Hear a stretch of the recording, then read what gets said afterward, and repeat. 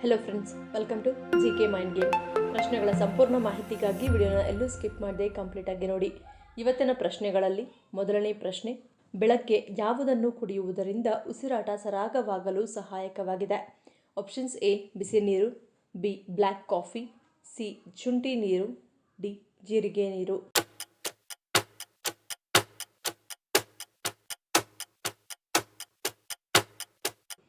ಸರಿಯಾದ ಉತ್ತರ option C ಶುಂಠಿ ನೀರು.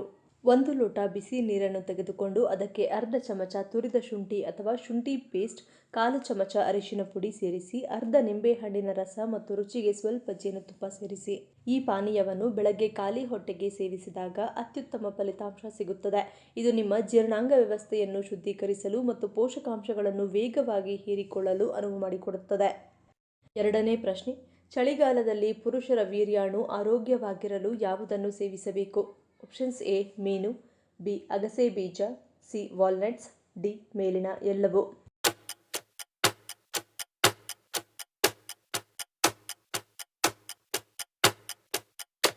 ಸರಿಯಾದ ಉತ್ತರ ಆಪ್ಷನ್ ಡಿ ಮೇಲಿನ ಎಲ್ಲವೂ. ಒಮೆಗಾ 3 ಕೊಬ್ಬಿನಾಮ್ಲಗಳು ವೀರ್ಯದ ಪೊರೆಗಳ ರಚನೆಗೆ ನಿರ್ಣಾಯಕ. ಮೀನು, ಅಗಸೆ ಬೀಜ ಮತ್ತು ವಾಲ್ನಟ್ಸ್ಗಳನ್ನು ನಿಮ್ಮ ಆಹಾರದಲ್ಲಿ ಸೇವಿಸುವುದು ಉತ್ತಮ. ವಿಟಮಿನ್ ಡಿ ಹಾರ್ಮೋನ್ ಮಟ್ಟವನ್ನು ಮತ್ತು ವೀರ್ಯದ ಆರೋಗ್ಯವನ್ನು ಸುಧಾರಿಸುತ್ತದೆ.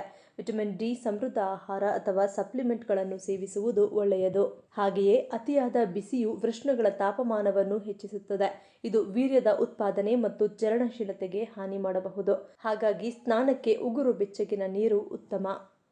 ಮೂರನೇ ಪ್ರಶ್ನೆ, ಭಾರತದ ಯಾವ ನಗರವನ್ನು ಪಾದರಕ್ಷೆಗಳ ನಗರ ಎಂದು ಕರೆಯಲಾಗುತ್ತದೆ?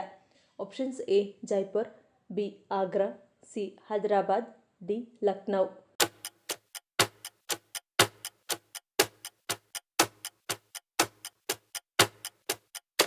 ಸರಿಯಾದ ಉತ್ತರ ಆಪ್ಷನ್ ಬಿ ಆಗ್ರಾ. ಭಾರತದ ಪಾದರಕ್ಷೆಗಳ ನಗರಿ ಎಂದು ಕರೆಯಲ್ಪಡುವ ಆಗ್ರಾ ನಗರವು ಉತ್ತರ ಪ್ರದೇಶ ರಾಜ್ಯದಲ್ಲಿದೆ.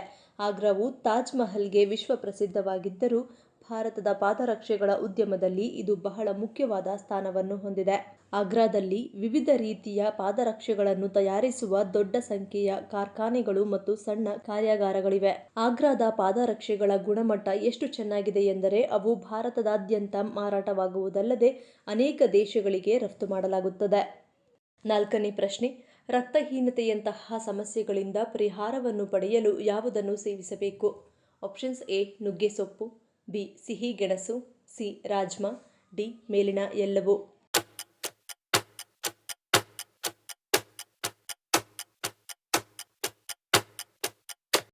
ಸರಿಯಾದ ಉತ್ತರ ಆಪ್ಷನ್ ಡಿ ಮೇಲಿನ ಎಲ್ಲವೂ. ನಿಮಗೆ ರಕ್ತಹೀನತೆ ಇದ್ದರೆ ಕೇವಲ ಕಬ್ಬಿಣಾಂಶ ಸೇವಿಸಿದರೆ ಸಾಲದು. ದೇಹವು ಕಬ್ಬಿಣಾಂಶವನ್ನು ಸರಿಯಾಗಿ ಹೀರಿಕೊಳ್ಳಲು ವಿಟಮಿನ್ ಸಿ ಅತ್ಯಗತ್ಯ. ನುಗ್ಗೆ ಸೊಪ್ಪಿನಲ್ಲಿ ಪಾಲಕ್ಗಿಂತಲೂ ಹೆಚ್ಚಿನ ಕಬ್ಬಿಣಾಂಶವಿದೆ. ಇದರ ಜೊತೆಗೆ ಇದರಲ್ಲಿ ವಿಟಮಿನ್ ಸಿ ಕೂಡ ಸಮೃದ್ಧವಾಗಿದೆ. ಇದರರ್ಥ ನೀವು ನುಗ್ಗೆ ಸೊಪ್ಪನ್ನು ಸೇವಿಸಿದಾಗ ಅದರಲ್ಲಿರುವ ಕಬ್ಬಿಣಾಂಶವು ಸುಲಭವಾಗಿ ಹೀರಲ್ಪಡುತ್ತದೆ. ಗೆಣಸು ಕಬ್ಬಿಣಾಂಶದೊಂದಿಗೆ ವಿಟಮಿನ್ ಸಿಯ ಉತ್ತಮ ಮೂಲವಾಗಿದೆ. ಇದೊಂದು ಅತ್ಯುತ್ತಮ ಡಬಲ್ ಡೋಸ್ ಆಹಾರ. ಇದಲ್ಲದೆ ಇದರಲ್ಲಿರುವ ಬೀಟಾ ಕ್ಯಾರೋಟಿನ್ ಸಹ ರಕ್ತ ಕಣಗಳ ಉತ್ಪಾದನೆಗೆ ಸಹಾಯ ಮಾಡುತ್ತದೆ. ಐದನೇ ಪ್ರಶ್ನೆ, ಕೆಲವು ಸರಕಾರಿ ಅಧಿಕಾರಿಗಳು ಹಸಿರು ಇಂಕ್ ಪೆನ್ನಿನಿಂದ ಸಹಿ ಹಾಕಲು ಕಾರಣವೇನು? ಆಪ್ಷನ್ಸ್: ಎ ಭದ್ರತೆ, ಬಿ ಅಧಿಕಾರದ ಸಂಕೇತ, ಸಿ ನಿಯಮ, ಡಿ ಮೇಲಿನ ಎಲ್ಲವೂ.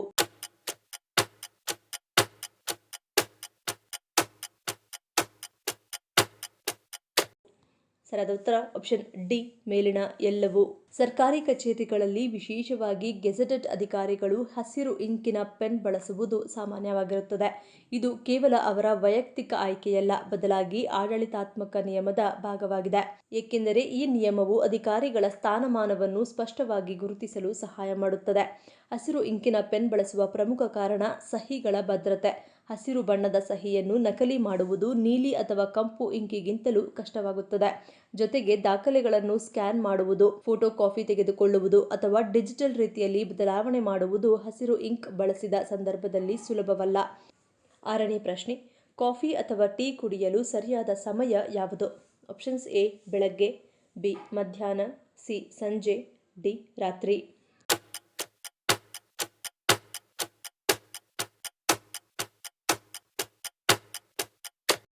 ಸರಿಯಾದ ಉತ್ತರ ಆಪ್ಷನ್ ಬಿ ಮಧ್ಯಾಹ್ನ.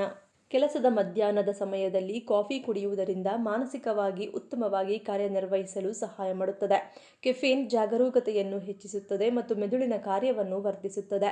ಅದಕ್ಕಾಗಿಯೇ ಅನೇಕ ಜನರು ತಮ್ಮ ಕೆಲಸದ ದಿನದಲ್ಲಿ ತಮ್ಮ ದಕ್ಷತೆ ಮತ್ತು ಕಾರ್ಯಕ್ಷಮತೆಯನ್ನು ಸುಧಾರಿಸಲು 1 ಕಪ್ ಕಾಫಿ ಕುಡಿಯುವುದಕ್ಕೆ ಹೆಚ್ಚು ಆದ್ಯತೆ ನೀಡುತ್ತಾರೆ.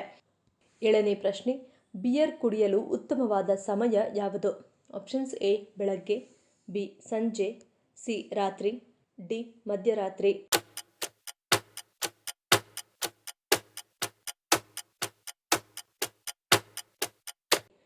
ಸರಿಯಾದ ಉತ್ತರ ಆಪ್ಷನ್ ಸಿ ರಾತ್ರಿ.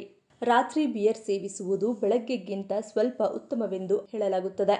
ದಿನವಿಡೀ ಕೆಲಸದ ನಂತರ ದೇಹವು ಸಾಮಾನ್ಯ ಸ್ಥಿತಿಯಲ್ಲಿರುತ್ತದೆ. ಸಂಜೆಯ ಹೊತ್ತಿಗೆ ಜೀರ್ಣಾಂಗ ವ್ಯವಸ್ಥೆ ಸಕ್ರಿಯವಾಗಿರುತ್ತದೆ. ಹೀಗಾಗಿ ಆಲ್ಕೋಹಾಲ್ ಹೀರಿಕೊಳ್ಳುವಿಕೆ ನಿಧಾನಗತಿಯಲ್ಲಿರುತ್ತದೆ. ಇದು ಹೆಚ್ಚಿದ ಮಾದಕತೆಯನ್ನು ತಪ್ಪಿಸುತ್ತದೆ ಮತ್ತು ರಿಲ್ಯಾಕ್ಸ್ ಮಾಡುವಲ್ಲಿ ಸಹಾಯವಾಗುತ್ತದೆ. ಆದರೆ ಮಲಗುವ ಮೊದಲು ಬಿಯರ್ ಕುಡಿಯುವುದು ನಿದ್ರೆಯ ಗುಣಮಟ್ಟವನ್ನು ಕೆಡಿಸುತ್ತದೆ. ರಾತ್ರಿ ಬಿಯರ್ ಕುಡಿಯುವಾಗ ಸೀಮಿತ ಪ್ರಮಾಣದಲ್ಲಿ ಮತ್ತು ಲಘು ಊಟದೊಂದಿಗೆ ಸೇವಿಸುವುದು ಉತ್ತಮ. ಇದು ದೇಹಕ್ಕೆ ಹೆಚ್ಚು ಹಾನಿ ಮಾಡದೆ ಆಯಾಸ ನಿವಾರಿಸುತ್ತದೆ. ಆದರೆ ನಿಯಮಿತವಾಗಿ ಸೇವಿಸುವುದು ವ್ಯಸನಕ್ಕೆ ದಾರಿ ಮಾಡಿಕೊಡುತ್ತದೆ. 8ನೇ ಪ್ರಶ್ನೆ, ಗಂಗಾ ನದಿಯ ಮೂಲ ಯಾವ ಹಿಮನದಿಯಾಗಿದೆ? Options A Yamunotri, B Angsi, C Gangotri, D Siachen.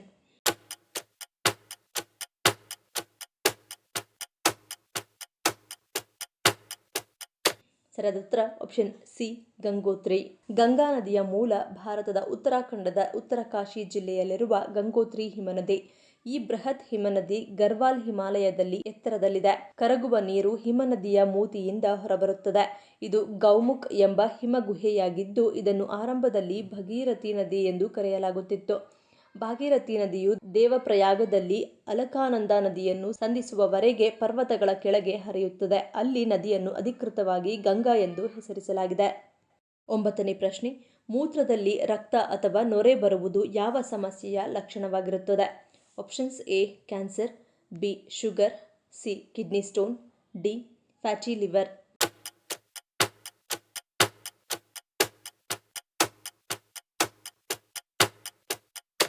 ಸರಿಯಾದ ಉತ್ತರ ಆಪ್ಷನ್ ಸಿ ಕಿಡ್ನಿ ಸ್ಟೋನ್. ಮೂತ್ರದಲ್ಲಿ ಪ್ರೋಟೀನ್ ಅಂಶ ಹೆಚ್ಚಾದ ಕೂಡಲೇ ಅದರಿಂದ ನೊರೆಯು ಕಾಣಿಸಿಕೊಳ್ಳುವುದು ಹೆಚ್ಚಬಹುದು.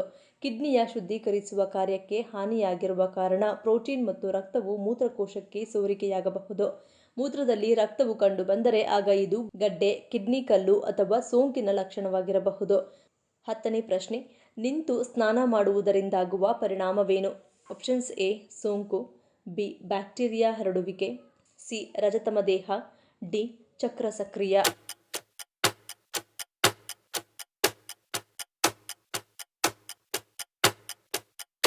ಸರಿಯಾದ ಉತ್ತರ ಆಪ್ಷನ್ ಸಿ ರಜತಮ ದೇಹ. ನಿಂತು ಸ್ನಾನವನ್ನು ಮಾಡುವುದರಿಂದ ನಮ್ಮ ಶರೀರದ ಮೇಲಿನ ಮಾಲಿನ್ಯದೊಂದಿಗೆ ನೆಲದ ಮೇಲೆ ಬೀಳುವ ನೀರು ಭೂಮಿಯಲ್ಲಿನ ತ್ರಾಸದಾಯಕ ಶಕ್ತಿಯ ಸ್ಥಾನಗಳನ್ನು ಜಾಗೃತಗೊಳಿಸುತ್ತದೆ. ಇದರಿಂದ ಭೂಮಿಯಿಂದ ತ್ರಾಸದಾಯಕ ಶಕ್ತಿಯು ಕಾರಂಜಿಯಂತೆ ಹೊರಗೆ ಚಿಮ್ಮಿ ಮತ್ತೊಮ್ಮೆ ನಮ್ಮ ದೇಹವನ್ನು ರಜತಮಯುಕ್ತಗೊಳಿಸುತ್ತದೆ. ಆದುದರಿಂದ ಸ್ನಾನವನ್ನು ಮಾಡುವಾಗ ಕಾಲುಗಳನ್ನು ಮಡಚಿಕೊಂಡು ಕುಳಿತು ಸ್ನಾನ ಮಾಡುವುದು ಉತ್ತಮ. 11ನೇ ಪ್ರಶ್ನೆ, ಯಾವ ಸರೋವರವನ್ನು 5 ಹೂವಿನ ಸರೋವರ ಎಂದು ಕರೆಯಲಾಗುತ್ತದೆ? Options A Wuhua, B Baikal, C Superior, D Victoria.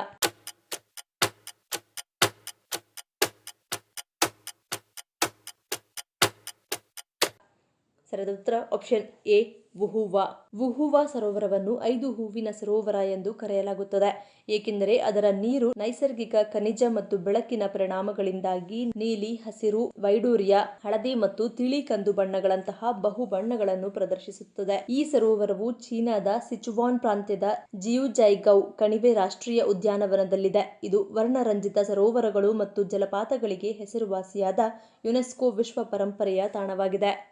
ಈ ಪ್ರಶ್ನೆಗಳಲ್ಲಿ ನೀವು ಎಷ್ಟು ಪ್ರಶ್ನೆಗಳಿಗೆ ಸರಿ ಉತ್ತರವನ್ನು ಕೊಟ್ರಿ ಅನ್ನೋದನ್ನು ಕಮೆಂಟ್ ಮಾಡಿ ತಿಳಿಸಿ. ಈ ವಿಡಿಯೋ ನಿಮ್ಗೆ ಇಷ್ಟ ಆಗಿದ್ರೆ ಮರಿದೇ ಲೈಕ್ ಮಾಡಿ, ಶೇರ್ ಮಾಡಿ, ಸಬ್ಸ್ಕ್ರೈಬ್ ಮಾಡಿ.